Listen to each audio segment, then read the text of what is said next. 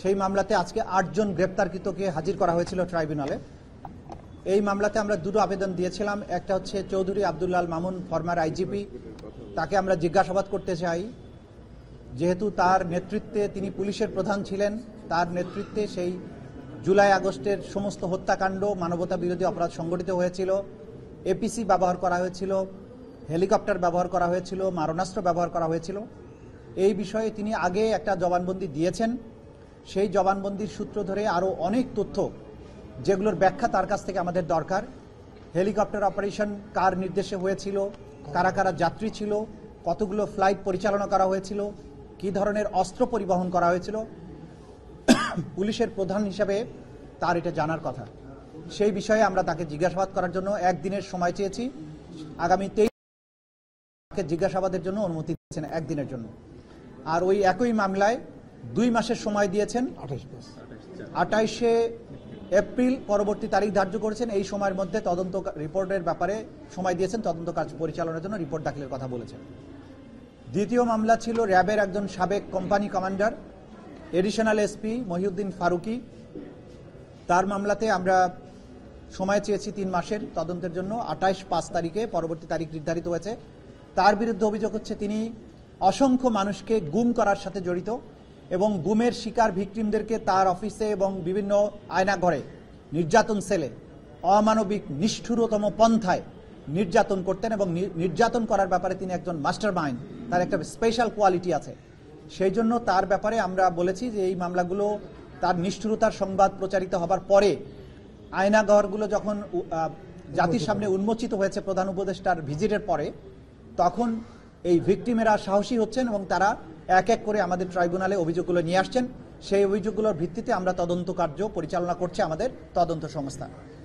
তৃতীয় পিটিশনটা ছিল আসামি আলেপ উদ্দিন, এডিশনাল এসপি, সাবেক র্যাবের একজন কোম্পানি কমান্ডার। আলেপ উদ্দিনের অভিযোগ সবচাইতে মারাত্মক। তিনি অসংখ্য মানুষকে গুম এবং নির্যাতন করার সাথে জড়িত। আজকে এই ট্রাইব্যুনালের কক্ষে আপনারা দেখেছেন, আমার পেছনে অনেকে দাঁড়িয়ে আছেন, যাদেরকে আলেপ উদ্দিন অপহরণ করে গুম করে বছরের পর বছর আটকে রেখেছিল। তাদেরকে নিষ্ঠুরতম পন্থায় নির্যাতন করেছিল, ইলেকট্রিক শক দেয়া, চোখ বেঁধে রাখা, উল্টো করে ঝুলিয়ে পেটানো, বিদ্যুতায়িত করা, এবং সবচাইতে মারাত্মক যেটা করেছিলেন যে একজন আসামিকে গুম করে রাখার সময়ে তার স্ত্রীকে, তার বিশ্ববিদ্যালয়ে পড়ুয়া স্ত্রীকে, তার স্বামীকে হত্যার ভয় দেখিয়ে তাকে বাধ্য করে একাধিকবার রমজান মাসে রোজা ভাঙিয়ে তাকে ধর্ষণ করা হয়েছে। এই তথ্য প্রমাণাদি আমাদের কাছে এসেছে। আমরা এগুলো ট্রাইব্যুনালকে জানিয়েছি যে এরকম নিষ্ঠুর এবং জঘন্যতম অপরাধী যারা, তাদের ব্যাপারে তদন্ত কার্য পরিচালনা করতে সময় লাগবে, কারণ প্রতিদিনই নতুন নতুন ভিকটিমরা আমাদের কাছে অভিযোগগুলো নিয়ে আসছেন এবং তাদের তদন্ত এবং তাদের বক্তব্য, তাদের এভিডেন্স কালেকশন করার জন্য আমাদের সময় দরকার।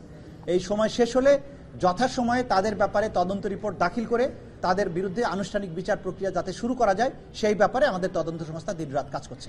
এটা ছিল আজকের দিনের প্রসিডিংস।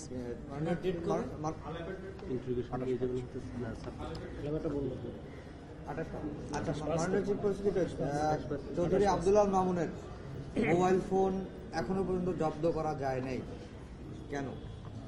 আমরা যেটা আমাদের তদন্ত সংস্থা চেষ্টা করেছে, তার মোবাইল ফোনের ব্যাপারে তাকে আমরা জিজ্ঞাসাবাদ করেছি, মানে আমাদের তদন্ত সংস্থা জিজ্ঞাসাবাদ করেছে।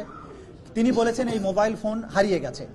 তার এই বক্তব্য সন্তোষজনক নয়, কারণ তিনি গ্রেপ্তার হওয়ার পূর্বে সেনানিবাসে ছিলেন বলে তিনি জানিয়েছেন। তারপরে তার মোবাইল ফোন থেকে তিনি সোশ্যাল মিডিয়াতে বক্তব্য দিয়েছেন 5ই আগস্টের পরে।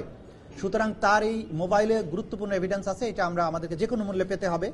আমাদের তদন্ত সংস্থা আপ্রাণ চেষ্টা করছেন কোথায় উনি রেখেছেন এই সব বিষয়ে তাকে জিজ্ঞাসাবাদ করতে হবে। এই জন্য কিন্তু আমরা তাকে ইন্টারোগেশনের জন্য চেয়েছি, এবং প্রত্যেক আসামির মোবাইল থেকেই আসলে অনেক গুরুত্বপূর্ণ তথ্য পাওয়া যাবে। এই জন্য আমাদের কাছে এটা একটা অমূল্য সম্পদ।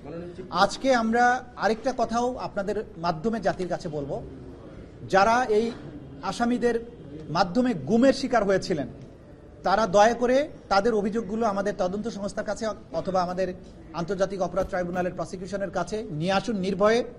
বাংলাদেশ এখন স্বাধীন হয়েছে। অপরাধীদেরকে যাদের বিরুদ্ধেই প্রমাণ পাওয়া যাবে তাদের বিরুদ্ধে যথাযথ আইনগত ব্যবস্থা গ্রহণ করা হবে।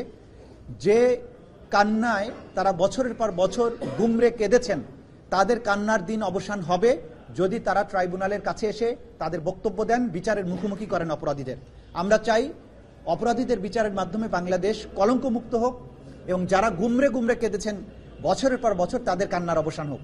আমরা সেজন্য তাদেরকে এগিয়ে আসার জন্য আহ্বান জানাই। আবার একটা প্রশ্ন, সেটা হচ্ছে কি প্রশ্ন?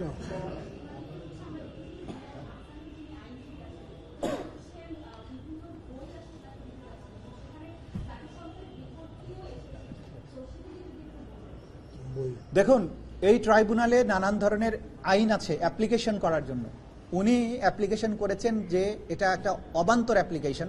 তিনি বলেছেন একটা গোপন খামের মধ্যে ভরে বইপত্র উনি জেল অথরিটির মাধ্যমে জিয়াউল হাসানের কাছে পৌঁছাতে চান, কিন্তু কোর্টে যখন বলছেন তখন বলছেন আমি আইনের বই দিব এবং জাতিসংঘে রিপোর্ট দিতে চাই।